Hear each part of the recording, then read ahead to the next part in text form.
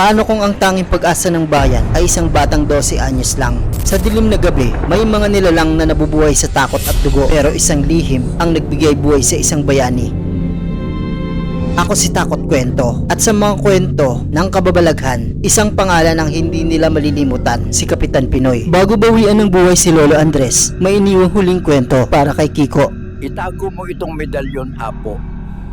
Magsisilbi itong gabay at protection sa iyo.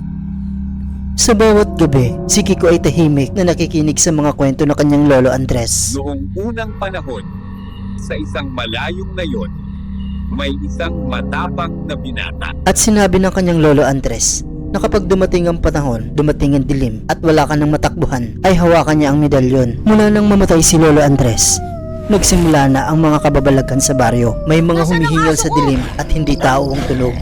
Humahango si Kiko pauwi habang ang mga halimaw papalapit ng papalapit.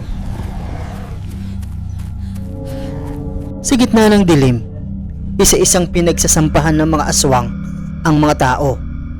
Sigawan, takbuhan, walang ligtas. Pagkarating sa bahay, hingal na hingal si Kiko, pero napalingon siya nang may tumawag sa kanyang pangalan. Kiko, Apo! At sa ilalim na punong kahoy, isang anino ang lumitaw, si Lolo Andres. Hawak ang lumang medalyon. Apo, kapag wala ka ng matakbuhan, hawakan mo ang medalyon at awitin mo ang kanta. Habang papalapit ang mga nilalang ng dilim, kinapa ni Kiko ang agimat sa kanyang dibdib.